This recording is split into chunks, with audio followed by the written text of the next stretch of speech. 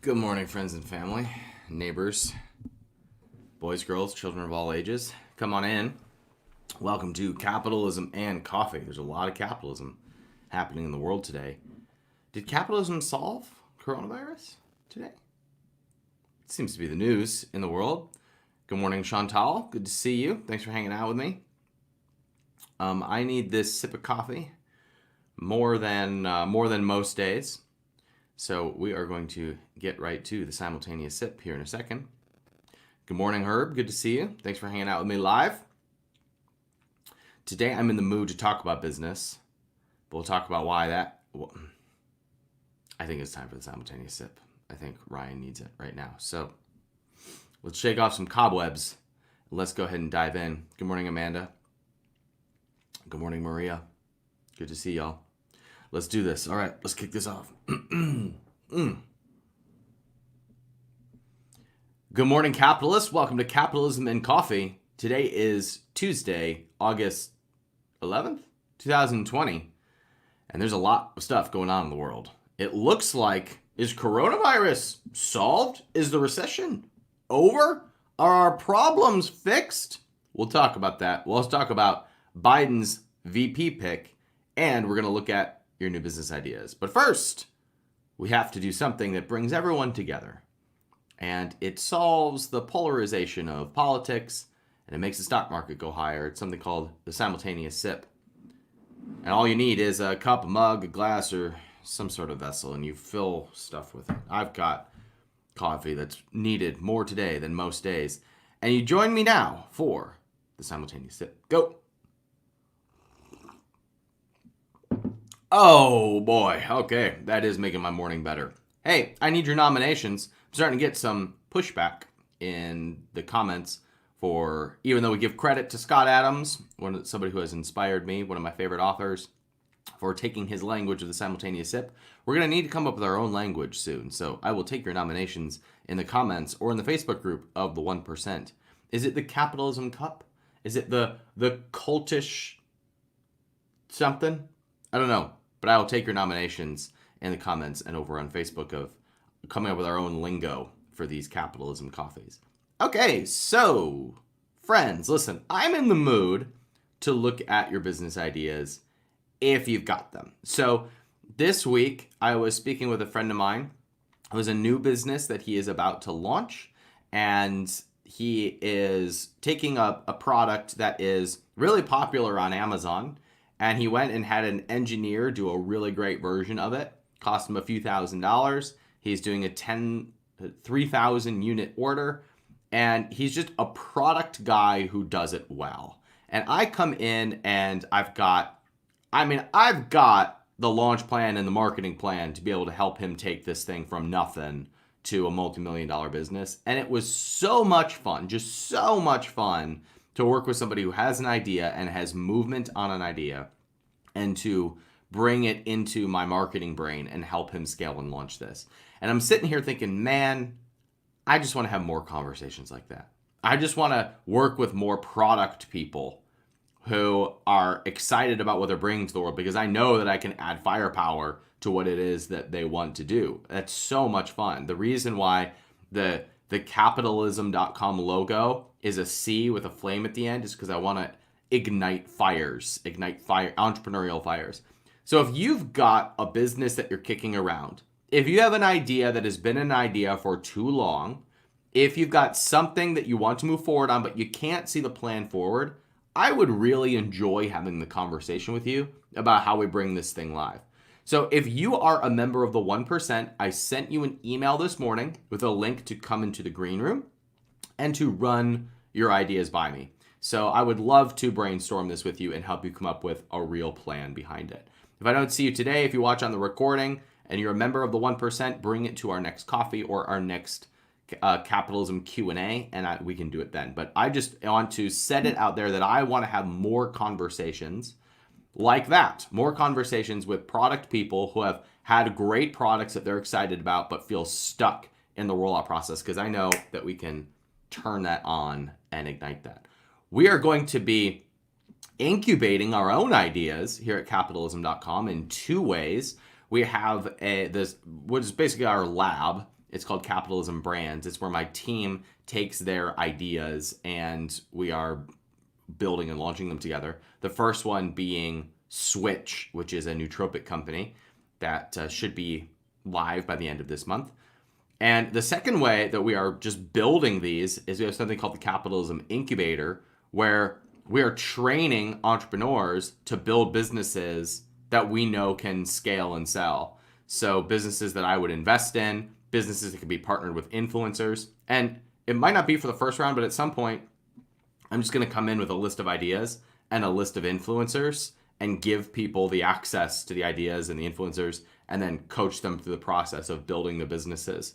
If you'd like to be a part of that, we still have some spots available for September. That's at capitalism.com/inc, INC/inc. Good morning, Drew. Good morning, Susan. Good morning, Oppie. Good morning, Richard. Solomon, Darius, Charmaine, Salome, Veronique, I think it is. Hey, Alicia. Hey, Scott. Thanks for hanging out with me live. If you're watching live, say hi in the comments. Okay, so let's talk about world events for a second. That was a big set. That was a big one. It burned my mouth just a little bit. It burned my throat on the way down. Chantal, if you would like to come live, I'd love it. I would love to do this with you. And Todd Bonner, my goodness, like it's time to wrap up. Like it's time to wrap up your idea and go. So if you want to come on live, check your email. Come on in here into the green room. So Chantal and Todd, I am calling you out specifically. Come join me. Let's map out your business. Hi, Georgie. Hi, Fernando. Hi, Wes. Hi, Valentin. Hey, Rhino. Okay. Oh, and today's episode of Capitalism Coffee is brought to you by 12 Months to 1 Million, the audio version. If you'd like to hear me lull you to sleep every night for the next 14 nights or so, go to Amazon.com. Oh, it releases today. 12 Months to 1 Million is now available on Audible. You can start listening to it today. So when you choose to go over to Amazon.com and add 12 Months to 1 Million to your cart, select the audio version because we're currently one of the top sellers on Amazon in the Audible section. Okay, let's do this. Now, two things going on in the world. Number one, this week, Joe Biden is going to announce his vice presidential pick. It's supposed to be this week anyway. I think it was also supposed to be last week, and maybe even the week before. So I'm going to predict what's going to happen. Now, in my mind, there are basically three candidates. They say Elizabeth Warren is a candidate. It's not really. They say that the governor of Michigan is a candidate. No, she's not really a contender. There's really three people who are contenders to be Joe Biden's vice presidential pick. They are Tammy Duckworth, Susan Rice, and the person that he's actually going to pick. Now let's talk about these first two for a second. Tammy Duckworth, if I'm Joe Biden, I pick Tammy Duckworth. And the reason I pick Tammy Duckworth is because you can't dislike her. You can't pick on her. She's a war veteran who is in a wheelchair, who's a little more soft-spoken than some of the other people being considered. She and Biden together create this beautiful contrast to the Trump ticket, which is more soft and welcoming, but still strong and moderate. And so if you want to get the centrists, if you want to really contrast the other ticket, I say you pick Tammy Duckworth. But he won't pick Tammy Duckworth. Be a great pick. It would solidify the base. It would bring over centrists. It would be a softer ticket. It would be more of what I might say the world needs right now. But he won't pick Tammy Duckworth. Nope. The next best pick would be Susan Rice. Susan Rice would be a great contrast to the Trump ticket because Joe and Susan would be a great governing duo. They get along well. They have that Obama-Biden camaraderie. She has a deep set of experiences that contrast the legislative branch. She's more foreign policy expert, which also would kind of contrast the Trump ticket. So Susan Rice would be a great complement. If you wanted to if he wanted to be a governor, if he wanted to position himself as somebody who gets it, somebody who is not on his way out, not somebody who is just holding a spot, if he wanted to create an appearance of governing, he would pick Susan Rice. But it's not going to be Susan Rice. No. Joe Biden is going to go with the person that he thinks can help him win, which is really being determined by the media right now. There's really only one person that the media is talking about, and that's Kamala Harris. And Kamala Harris was really who the party wanted from the get-go, and just nobody liked her enough. She was hard and crass, and, well, she has that background of using government to put people in jail for nonviolent crimes. It's not going to be real popular right now, but the media loves her. And so he's going to pick her, and it's going to, watch for this. This is the lesson that I want you to take out of this. It's going to look real awkward between the two of them. You're going to have the star, and you're going to have the person that you're voting for. And it's going to be super weird and awkward, and everybody's going to feel real weird about it. And they're going to lose. And that's what's going to happen. Now, here's the lesson in all of this. If Joe Biden were to own the grandpa role, and he were to position himself as America's grandpa, he would have a shot. If he were to pick one of the VP candidates who just owns who they are, they would have a shot. But they're going to try and fake this ticket. They're going to try and create a persona that doesn't work. And it's been my experience as a somewhat internet personality and also an entrepreneur that every time you try to fake the personality, every time you try to create a persona in order to be received differently by other people, you don't get the result that you're going for. Because you create this fake wall between what you really want and how people perceive you. And it becomes really difficult for you to be the person that, or create the thing that you want when you are trying to create a persona on top of it. And so I think we will see that on a grand stage over the next few months where he picks Kamala Harris. It looks awkward, and he loses as a result. So watch for that. Of course, if he picks Tammy Duckworth, I was wrong. But we should find out this week. Let's talk about coronavirus. No one's tired of talking about that, right? Today's top story, vaccine being tested in Russia and cleared for mass market use. Aren't you glad that there's another country willing to risk that? Aren't you glad that there's another country that's like, we'll try it. We'll shoot it up, see how it goes.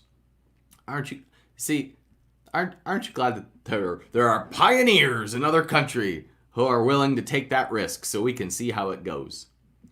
Markets have exploded as a result. The stock market, we're basically back at record highs. Like, the recession's over. Anybody who's sitting on the sidelines waiting for things to go back to normal, the economy is recovered. Like, as far as the desire for investment, the desire for new ideas, the desire for growth, all of these things are easily getting funded. The world's different now. But as far as the economy goes and growth goes, we are moving forward. I'm really interested here's an interesting thought experiment. What happens if a vaccine works tomorrow and there's no more COVID? How do people respond? What do we move? What are people?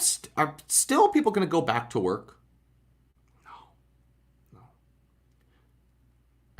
Are people suddenly going to be kinder? Like, stop arguing on Facebook about it?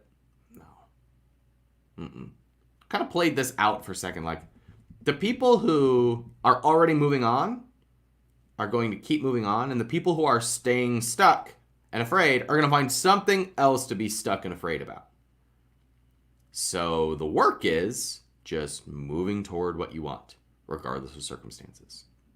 All right, let's talk about business. Hey, Drew, I'd like to bring you on first. Give me a thumbs up if that's cool. All right, let's do this thing. Oh, I should have brought headphones. Wow, where are we? What's up, Drew? Good to see Hey, you. what's up, Ryan? How's it going? Good, man. Thanks for hanging out with me. Yeah, for sure. What's on your mind? I'm shifting out of a current business right now. It was kind of a lessons learned business. So I've listened to your content for quite some time. Followed your path on kind of setting up a Facebook group. Following some product ideas and stuff like that. So um, have had some success on Amazon and felt like I've kind of learned the process to bring a product to market. But just kind of got burnt out on what the business wasn't super passionate about it. So selling through inventory right now and kind of shifting to a new brand. And yeah, so I'm super excited about it. One thing that I'd like to get your opinion on though is building an audience versus going out and finding audiences to partner with. So the difficult thing for me is really finding how to develop the content to really bring people into my email list when it's an e-commerce type brand, right? As opposed to going and partnering with other audiences. Yeah, so first of all, I have to compliment you for the cognitive dissonance that you are giving me right now with the Cleveland shirt and those waves in the background. Cleveland, Georgia. I've got all kind. Like I'm sitting here going, like, do I like this guy or do I not like this guy? I can't quite figure it out. I forgot there was a Cleveland, Georgia. That's funny. So, Drew, here's this is great timing. Yesterday, I was having a conversation with someone because we've been outlining the curriculum that we're going to put people through in the Capitalism Incubator. Our training in there is called 8-Figure Exits. And I told my team, it was a member of my team, I was like, look, we have to find this balance of showing someone all the options versus like, just go do this. And those are two extremes, right? Because some people want to see all the options and keep learning. And then some people are just like, just tell me what to do and I'll do it. But when it comes to my opinion on just what to do, like just go do this, my recommendation is if you want to skip 18 months of work, prioritize 10 influencers or 10 audiences and 10 relationships rather than going out and building the whole thing. Yeah. Right? Audience building is amazing. It's great. Like I'll do it my entire career because it takes an entire career. Yeah. Or you can just go partner with somebody whose career is audience building and you can create the relationship with this. Did you see the content I did last week about the results of the funnel that we built and partnering with that audience? Did you happen to see that? I didn't see it. Mm-hmm. Okay, so we have a funnel that has been like a thorn in our side for a long time. And we created a relationship with an influencer who already has the audience, already has people warmed up, and in 24 hours did more sales on this funnel than we've done in the history of building this business.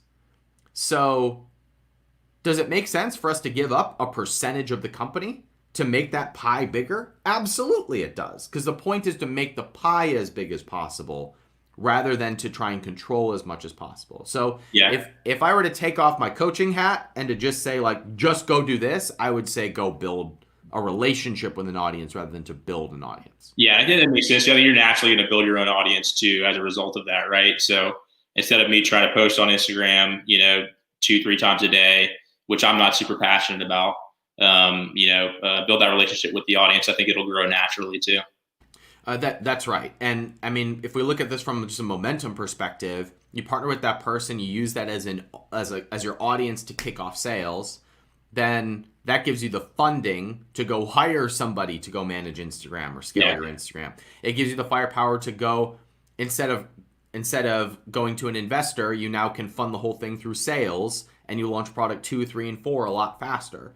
So you just end up saving like 18 months of your life. And you grow a lot faster when you create partnerships rather than trying to control the whole pie. Yeah. Do you have access to those types of people? Do you need help navigating that? Like, what would be your next step? So next step is I've got about 3 or 4 influencers outlined that I've have kind of a background relationship on. So I don't think it would be too big of an ask to say, hey, here's some free products. Let me know what you think. And then also just try to provide some value to them as well, to their audience. So. For me, really, it's just the next step for me is product development. So I've got 15 kind of new ideas on what would help my target customer and audience. And so it's just kind of deciding, okay, what is that first one going to be? Getting the prototype done and sending out free samples. Yeah, once you have that prototype done, these conversations become so much Yeah. easier because now it's not an idea anymore. It's an actual business with momentum that you're bringing forward.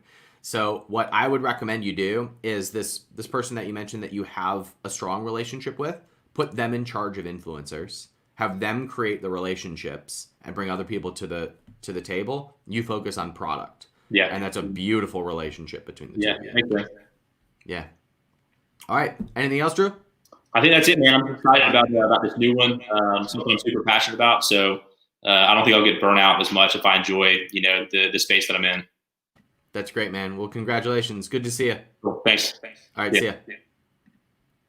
Okay, Myra, I'm going over to you. Sorry, Myra. Can I bring you on? Give me a thumbs up if so. All right, let's do it. Good morning. How are you? Hi, good morning. Can you hear me? I can hear you loud and clear. Great to see you. Good. I wasn't prepared for this. But here you are.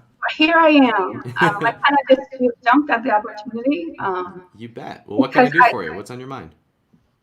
I feel a little unclear, like moving forward. There's a lot of questions in my mind popping up all at once. So I'm just going to try to go for one. I started my business finally. And I started with the Puerto Rican seasonings, adobo and sazon.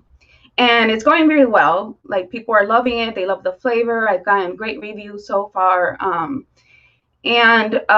guess scaling is my biggest like unclearness right now, because I'm investing pretty much, my own money, whatever my savings are, whatever I just save from, I have a day job, which I'm working right now. Nobody needs to know. And just investing whatever I have. So I only have like a limited amount of products, so it's just a little frustrating to kind of think big when the amount is small. So I don't know. I'm just here to maybe get clear on what could be the next step to kind of, I don't know, move forward. What would you like to have happen? Well, I would like, honestly, to have a big variety of Puerto Rican foods available for people that are a healthier option. I started with the seasonings because I just thought that was something simple, and it's really key.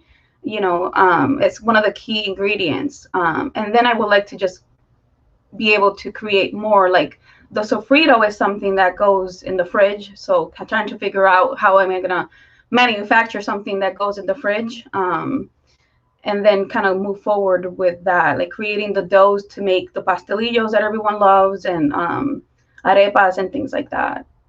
Okay, great. So basically what I'm hearing you say is you have the thing that you'd like to do way up here, and you're feeling here, and where you feel stuck is you're just seeing the cavernous divide between those two things, and it's making you feel stuck and spinning your wheels. But let me give you a great example of someone who does this well. You might have received the 1% box when we did the feature on Flavor God. Flavor God is a seasoning company that just owns the space of weird spices. They just do a great job with it. And there's absolutely a brand for Puerto Rican foods, Puerto Rican spices, Puerto Rican mixes. And so for you, it becomes about owning where you are right now, which is that you've got a few spices, and then building the brand and the audience around that being cool and fun. And you're sitting in a really cool spot right now where that's possible. So do you have an audience? Are you partnered with any audiences, or are you creating any content right now? I am in the process of all of that. Right now is kind of what does that look like? What does in the process means? Because most people say in the process, and that means they've been thinking about it for a long time. Oh no, well, I'm collecting emails. I'm launching my the Kindle book for the recipes, and I have an opt-in for that. So before sending them to Amazon, I'm collecting emails with that. Yeah, and my Facebook group just keeps growing, word of mouth. People, every time someone buys the seasonings, they're sharing it. So then more people are joining and liking my Facebook pages, Instagram. It's growing everywhere. Good. And are there sales on the spices? Yes. There are like the first initial bundle is almost sold out, so I'm in the middle of Good. reordering and all that. Good. So I mean, you've got momentum. Yeah. So where do you feel stuck that if we unplugged it would allow you to move forward faster? I don't know. So my guess, my read on you is that you feel stuck because you think you should be doing something different. Yeah, I feel like I need to be doing something more than what I'm doing. And like I want to see everything already ready. Like I want to see the website with all the seasonings, like with everything where people can just purchase it and that's it. Like right now I've been doing messages. People just message me, we change information, they PayPal me the money and I send it. That's great. That's great. So when somebody's in that mode, I recommend simplifying rather than doing more. Because you've got stuff that's working. It's just in opposite directions of each other. So your job is to simplify as much as possible to give you the momentum to be able to do the next piece. So this would be my prescription for you. If I were you, I would put your product on Amazon so that you have ease of sales. That's the only reason why.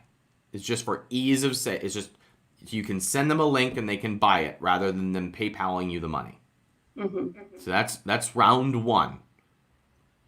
Round two is now that you've got sales out of the way, I would be building relationships like you're doing right now.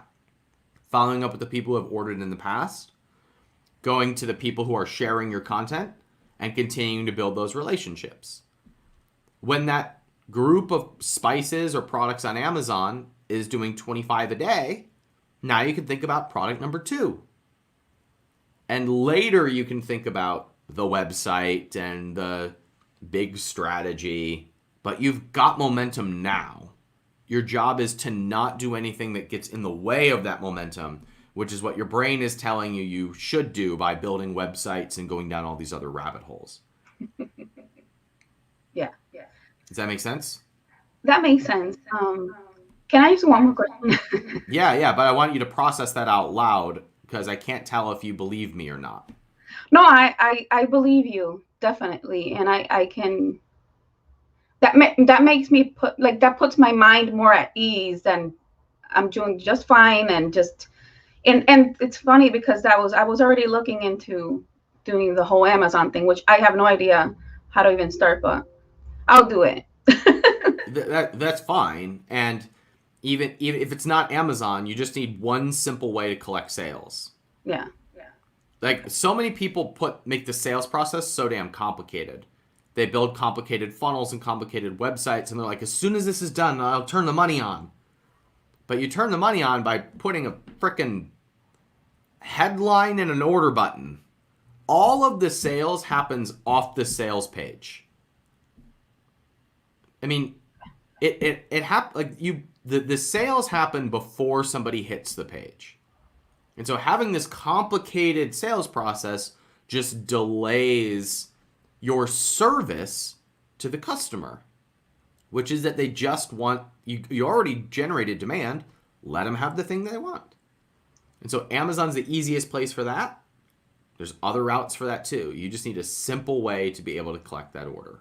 And that's where my attention would go for you because it will free up all of this other tenseness for you to make more recipes and go more in on your group and get more focused on those people, which will allow you to scale this thing faster and give you the momentum and the clarity that you're craving right now. Okay. Also, what's the name of the brand? Healthy Rican. Healthy Rican. Would you spell Rican? R-I-C-A-N? Yes. All right, cool. And it is. I'm sorry, but it is Myra. When you said it first, you said it correctly. It just spelled cool. That. Got it. So Myra, can people order it somewhere, or do they need to reach out to you to order it? So the website was finally done after I'm almost sold out, which is interesting. But yeah, so it's nutritiondork.com/healthyrican. Oh wait, that's All right, for the cool. book. I'm sorry. Okay, where can people eat your food? Eat your food. So yeah, it's healthyrican.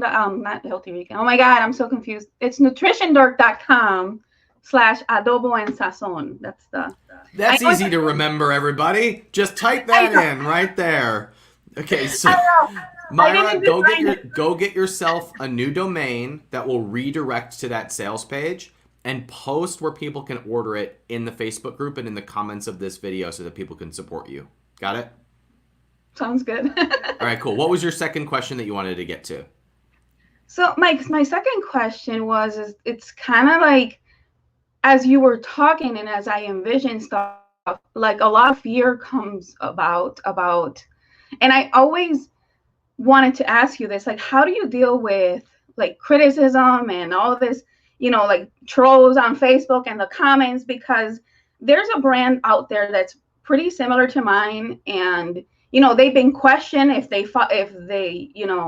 with the whole Goya boycott and everything, like people want to know if I'm a Trump supporter or not and all this, and I'm like, I don't feel comfortable. I don't want to explain that to people and just be, I don't know, judged, I guess, because my, whatever politician I follow. I feel like that's stupid, but there's a lot of that going on. And it creates a lot of fear because like one negative comment just like throws my energy off for the whole day. So I'm just wondering like how to deal with that once I get bigger. The way that you deal with it is by not taking it so seriously. I get flack all the time. And this is true, Myra. I am not at the point in my development yet where it bothers me 0. It bothers me 1.5. So it still bothers me, and my way of dealing with that is I mess with the trolls. Right? And man, do I have fun with it. Like I agree with them. I screenshot them and post them. Like I play with it, right? Which is 1.5 immature of me. If I was totally resolved, I would just feel sorry for them. Because the only reason why somebody casts hate is because they feel hate. Right? They cast judgment because they feel judgment. The only reason why you interpret judgment and hate is because it's going on inside of you. Right? I have a lot of problems with Donald Trump, but I have way more problems with the interpretation that people have of Donald Trump. Because everything that he says is interpreted through a lens of receiving hate and judgment. That says something about the people who are interpreting him, not about the man saying it. Now, we can say lots about the man, too. But our interpretations of other people, that's our stuff. And other people's interpretation of you, that's your stuff. Right? So, if you're good, other people's opinions don't matter. And so, there's 2 things that I would recommend. One, you control what you focus on. Because if what you focus on is how proud you are of your products, how excited you are to be an entrepreneur, how much you care about your family, the fact that the world is spinning in perfect proximity to other planets, like these are things that drown out the little tiny thing, the comment that Candy Pants 94 said on your YouTube comments. That's number 1. Like what you focus on controls everything. The second thing, Myra, I'm telling you, life gets real good when you just tell the truth. And the truth could be, like, somebody says, are you a Trump supporter? You say yes, you say no. We play out both scenarios. You say, no, I'm not a Trump supporter, but man, am I glad that the CEO of Goya is, because I just got a whole lot of market share. So if any of you are looking for some new Hispanic recipes, my website is nutritiondork.com. You don't have to judge. You don't have to judge the president. You don't have to give any commentary. It's just like, this is in the news, and I'm so glad because I believe in my stuff so much that I just got new market share. And let's say the answer is yes. Do you support the president? And you say, yes. And I also love Goya's cookies. They go really well with my such and such a recipe. It's just ownership of where you are and what you do.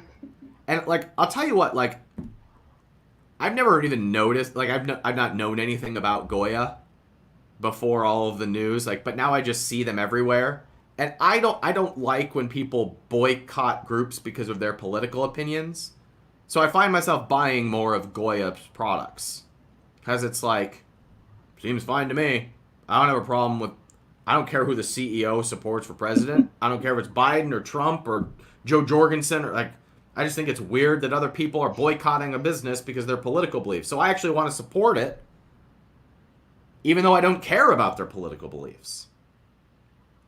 So life gets real good when you just tell the truth. Whether it's you stand on this side or you stand on this side.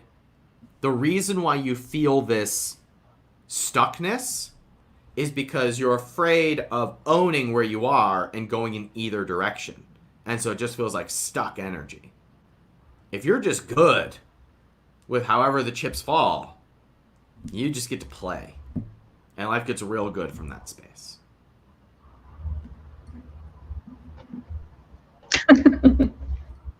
Process out loud.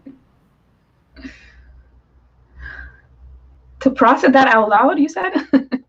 Can you process that out loud? Like what's going what's going on for you right now when I say that?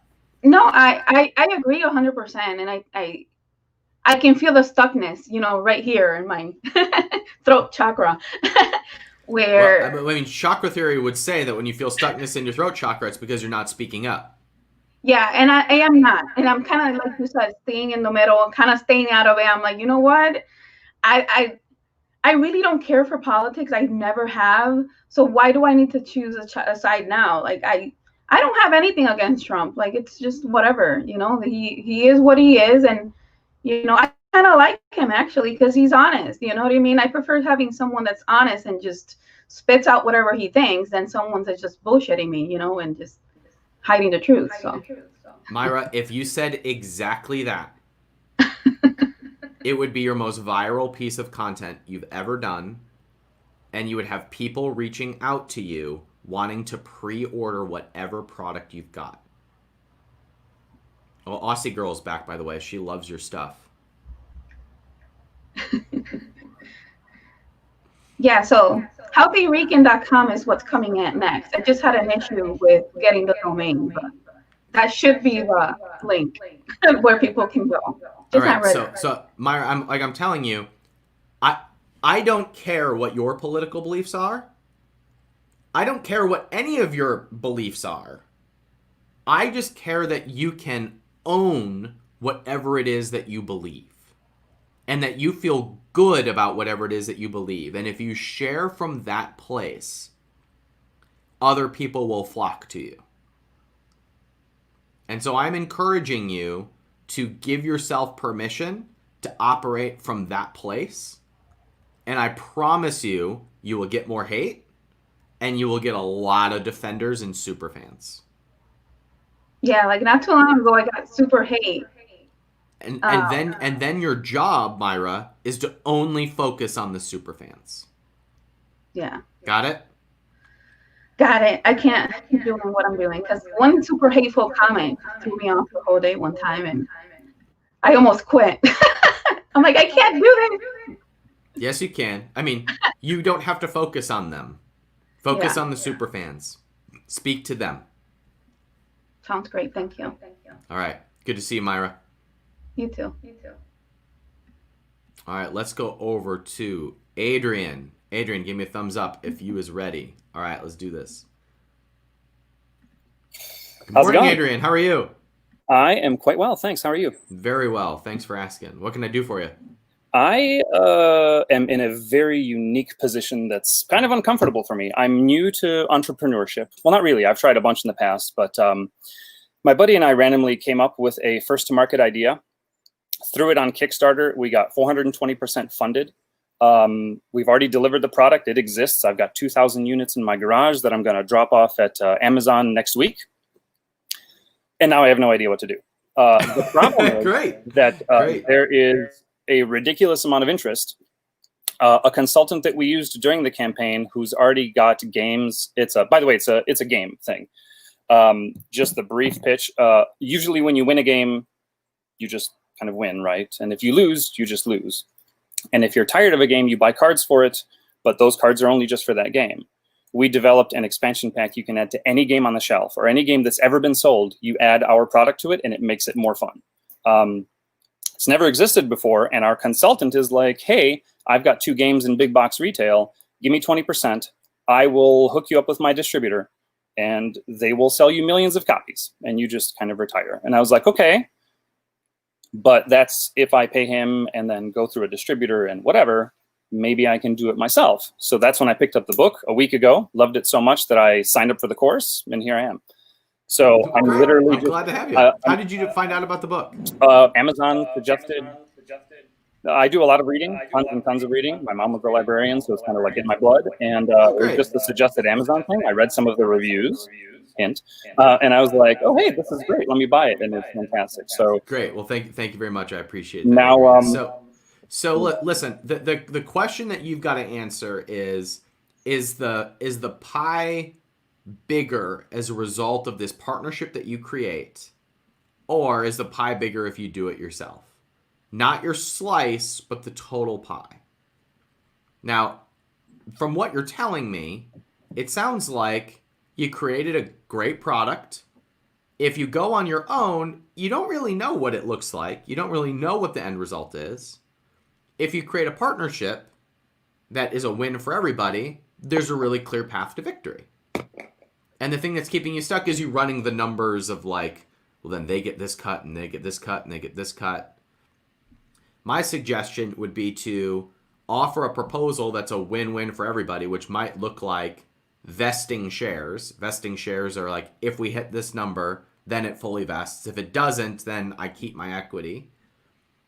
And if you can accomplish the goal that you have of having a multi-million-dollar business through one partnership, you won. So they want to license the product. I retain the IP, right? So in my brain, because I know nothing about licensing or anything like that, in my brain, I'm like, okay, well, they go out and sell millions of copies. You're technically building the value of my brand, and eventually I can just sell you the brand when you're tired of paying me royalties. That's right. For 8 figures or whatever, right? Yeah. So it's not really so much me doing the math. I'm not a math guy. I'm a creative guy. I don't like numbers. My partner does the numbers. I do the ideas. And for me, it's just like, well, wait a minute. If you say yes to something, you're obviously saying no to something else. So what do I do? As an example, I had a little bit too much Chardonnay the other night, and I applied for Shark Tank. I'm like, hey, this is a good idea. And the next day, the casting agent emails me. She's like, I need to have you interview. This is an awesome idea. You have a great personality. You can be on camera. I'm like, okay, well, these guys are pressuring me to sign a licensing agreement so that they can push this in Q4, because that's when people spend money, right? And it's a $19.99 product, right? So it's like right in that area. And I'm like, well, wait a minute. If I go with this agreement, maybe I'm going to miss out on being national television and potentially getting, one of those guys to invest or whatever. So because it's uncharted territory, I hunt hackers for a living. I'm an IT guy. This whole retail space to me is like, well, wait a minute, hold on, learning curve, so that's kind of why So first of all, I want whatever you're having, because it sounds like you're just the kind of person who can decide what he wants and it comes to him. So I'll have 4, please, Adrian. Indecision is crippling. I choose something, I do full court press, and then I move on to the next thing. That's amazing. I love that mentality. So, I mean, it sounds to me like you're just evaluating multiple different good options. So That's phenomenal. If it were me, I would put together a proposal that was win-win for this relationship. And what's win-win for that relationship is going to take 2 to 4 weeks for you to flush out and for you to come to an agreement on. It's more than enough time to find out if you're going to end up on Shark Tank. Right? You're going to have that scheduled within 2 to 4 weeks. Right? You'll at least know if you're moving on in the process. So that buys you some time. And even, like, let's say you do both. Let's say you create a licensing agreement that gets you starting to be distributed nationwide, then going on Shark Tank, you're just more likely to get a deal and raise the valuation of the company. Yeah. So I don't see, I mean, your job is done. You created a great product. Number two, you create great relationships that allow you to distribute and scale that product. And you're doing that right now and you have people competing for it. So if I were you, I would welcome these conversations and not try to figure out selling it on your own. You've got too much momentum in the other directions. Yeah, that's what I feared, because even the consultant's like, well, your other option is do it yourself. You're going to need $30K a month in advertising on Facebook and this and that, whatever. I'm like, I mean, I don't want to second mortgage my home so that I can potentially get ROI. Right. So I'm thinking, since I'm an ideas guy, maybe go with the licensing now, get some more liquid assets in my pocket, and then come up with the next idea with that and just move on. That I fully endorse that plan, Adrian. That'd be my recommendation. Great minds, right? Great work. All right, Adrian. Anything else we can do for you? That should do it. Thanks so much. All right, man. Congratulations. Keep us posted, okay? Will do. All right. Thank you. All right. We're actually over time. So, Valentin, I'm going to hit you. Wes, if we've got time, I'll come to you because I'd love to hear an update based on our last conversation. But let's move quickly. Valentin, give me a thumbs up if you're ready to come on live. All right, let's do it. What's up, Valentin? All good, man. How you doing? I'm doing good, man. What can I do for you? So I have a pomade company, and I started A what company? hair products pomade company. Got it. Okay. So I started this a couple of years ago, and it's called Social Co. Pomades, and it's all most wanted posted of like retro. Hey, Valentin, we can hear your wife, girlfriend, partner real loud and clear. So Let me do this. just keep going. I learned. I moved. I don't move her. I don't. That's being going. entrepreneur. Right? Be mobile.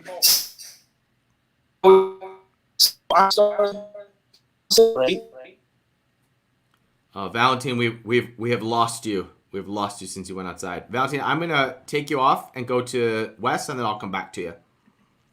Wes, give me a thumbs up if you're good to come on.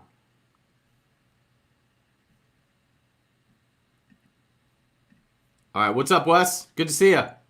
Hey Ryan, good to see you. How you doing, man? Doing good, man. Thanks for coming back. Yeah, definitely. I just had a question. So, like, I guess kind of a follow up since when we last talked was, so I reached out and I've been speaking with the formulator, and I'm just having some different questions as far as where to go from here. So I got a scope of work that basically the formulation is going to cost around 10 grand. So I have no frame of reference on if that's the price point, if if the guy's trying to screw me over or something, and then on top, so I just kind of wanted your opinion on that. And then on top of that is now I'm looking at, okay, well then how do I finance it? Because if I want the formulation, as of right now, it's kind of like, okay, well, formulation or product in terms of capital at this point. Remind us a bit about the product. Yeah, so my first product was going to be a food craving supplement to help reduce food cravings. Yeah, formulating that should be free. It shouldn't cost 10 grand. Okay. 10 grand to formulate a supplement is I've never heard of it that high. I mean, if you've got what all my experience has been is going to a manufacturer or a broker, telling them a loose idea of what I want to do, and you already know half the ingredients that are going to be in there anyway, and then they come up with the specific formulation and we do an order. You don't have to pay anybody to formulate that for you. There's people on staff at every supplement manufacturer who will help you come up with that. Okay. I mean, I guess because this guy came to like a referral, like through the group and stuff, and so I was just, and he sounds like he really knows what he's talking about. So that's just kind of what I was wondering as far as. Yeah, I'm not doubting that this person knows what they're doing, but it's just an unnecessary step for you in the process. So if I were you, I would go get a prototype made And then when you've got sales, go back to the expert and say, what do you think of this product? Like, could you make this better? Can you beat what I can do on my own?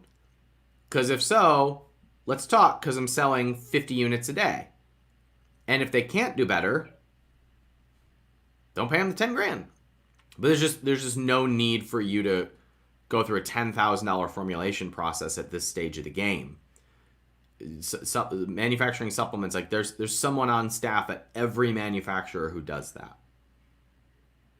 Got it. Okay. I mean, so that does make sense. I guess my fear was that so I kind of had this idea that it needs to be perfect out of the gate to really work, or else I won't get momentum. So that's kind of how I had built in my head. And originally, when I was having these conversations, I was expecting around, maybe $1 grand or $2 grand, maybe even $3 grand or something, or $4 grand to get it formulated, and then half upfront, and I would have been fine with that.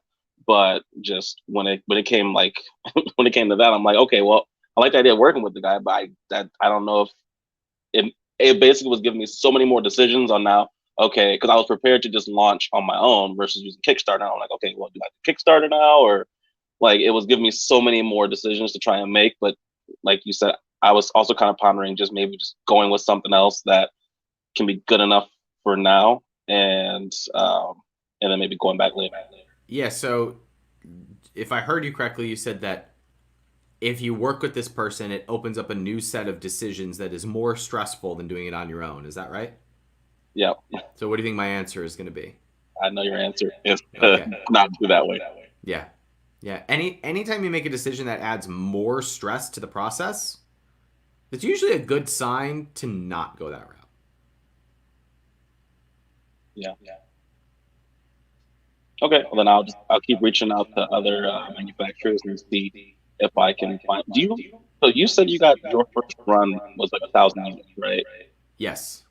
Do you happen to are you able to refer a manufacturer that would do 1,000 units? Because whenever I'm talking to them, they're always like minimum 250,000 capsules or whatever. I'm like, okay. I have three manufacturers that I've worked with in the past that I've had good relationships with. One is called Catalyst. They're out of Atlanta. Okay. There is DNE. They're in New Jersey. I don't know the website. It's like DNE Nutraceuticals or something like that. They're out of New Jersey. And then the third is I think it's Innovative Nutrition out of Arkansas. They're really good. And anymore, now we have a broker that we use who is a formulator. He helps us formulate. He waives us his fee, and then he takes a broker commission on whoever he refers to as a manufacturer. So there's so many supplement suppliers out there, but those are three that I've worked with good results. Got it. Okay, cool. Yeah, there's one more. There's also Adept. They're in Scottsdale. Adept does a really good job too, and they'll formulate as well. Cool. Okay, then I will look in that direction. Then thank you. All right, man. Good to see you, Wes. Good to see you. Take care. See ya.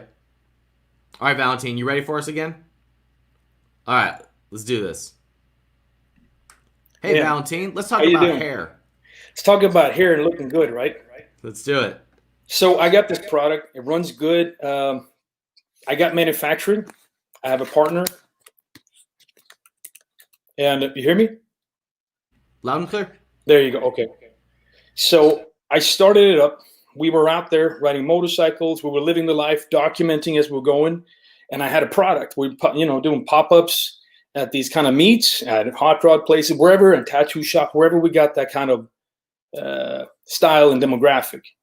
There's a lot of guys, old school, back slick, kind of like that look, right? So that kind of went off because I had my kid, and I started to get other obligations and everything. So it kind of tapered off a bit, and I started taking on other jobs, taking back clients again, because I was doing that product. I knew it was the future. I got to get into products, and the partner is very successful. So he has manufacturing fulfillment. But now I opened my, you open my eyes again when I joined the 1%, and I realized I got to get back on this. So now as I'm starting up again, I realized that I have kind of like they're a little bit cooler now, the audience, because I haven't been posting and doing stuff. So what do? We are focused on barbers, Do I focus on influencers? Do I focus on Amazon? Because we got like 22 killer reviews. Do I focus on running ads there, setting that up, optimizing? Like, where do I focus and doing it the right way, you know? Well, I mean, it sounds to me like, since you've got other obligations and other things taking up your time, that we need to go for a real 80-20 approach. And so that means biting off as much as we can without monopolizing our time. And so I would not recommend that you learn ads and learn a bunch of new stuff. We need to get you some momentum on this. And so there's two approaches that I would take to this. If you've got an audience already that was responsive in the past, then I would offer to send 10 super fans your product in exchange for before and afters and or video testimonials. Those become your content for wherever you're creating content for that group right now. And if you decide to run ads, there's no better ad than what your customer can say about your product. So you just run that as your ad. And now you don't have to make up anything. You just run the very thing that your customers are saying about you. Yeah, that's good. So that's the first thing. That's how you would warm up the audience and how you would also get assets to create more sales. The second thing that I would do is I would send product out to people that are your ideal target market that have followers of around 10,000 people. And if they start posting about it, it's an immediate boost of momentum in sales. Okay. I would skip the barbers. I would skip learning complex ads. And I would just go after the immediate audience that seems to be very well defined. And I would get them to talk about it through before and after photos and by leveraging their social media platforms. That would be my next step for you. Okay. How does that feel? It's kind of like it was something I was putting towards the end more, because I have been I work with marketing, I work with brand. I come from branding, so I can create these awesome looking brands, but then to get them out and sell them, marketing I can do, and I have VAs that kind of do it, so I understand the strategy. And here's the stuff. Maintenance is not my part. I'm a starter. I've done the whole Colby test. I know my numbers, very high. And that goes. What are your numbers? I'm like pretty high. I'm like a 8 or 9 in the beginning. So I'm a super starter. So I'm visionary, have ideas, all that, but maintaining it just that doesn't work. That's not me. And you said you have partners on this, correct? Yes. In charge of what? Manufacturing and fulfillment. Okay, so they're in charge of the product maintenance, and you're in charge of new ideas. New ideas, sales, getting it out to market. Yeah. All right, cool. So your getting out to market plan is creating those relationships with your customers and with those people who have social media followings. Okay. That's your next step. Your brand is probably already good enough. The product's already good enough. So you're done. It's time for your new idea. And your new idea is how you're going to bring this to market. And you do that with the customers that are already following you and a few other people that are your target market within your sphere of influence. Okay. And I got 2 more products coming out. It's a beard oil and a anti-dandruff, like black mud shampoo. Great. So do I wait with that, or I just, Get the first product to 25 sales a day. Yeah. Get it on Amazon. Get your customers to give you feedback. Go after a small sphere of influence and get it to 25 sales a day. Now you have the momentum to release products 2 and 3. Okay. So do it again, do it right. That's right. All right. And check it out. It's unsocialco.com. What is it? Unsocialco? Exactly. Unsocialco.com. You got it, Valentin. Awesome. Thank you, brother. Right. I appreciate it. Good to see you. You too. Talk soon. All right, Capitalists. That was fun. Great. Thanks for your participation today. I love these conversations. So if you are watching this and you have a business idea that you want to talk out, please come join us inside the 1%, capitalism.com/1, and we're live on YouTube Tuesday and Thursday. So make sure you're subscribed to the channel. Thanks for watching, everybody. Watch for Joe Biden to pick Kamala Harris this week. And the stock market is hitting record highs. So get off the sidelines, not just in investing, but in your businesses. Things are great when it comes to the economy. The only reason why the economy would be bad is if you're using it as an excuse to not build what you want. If you want change, it starts with you, not with the economy. Thanks for watching, everybody. We'll talk to you soon. See ya.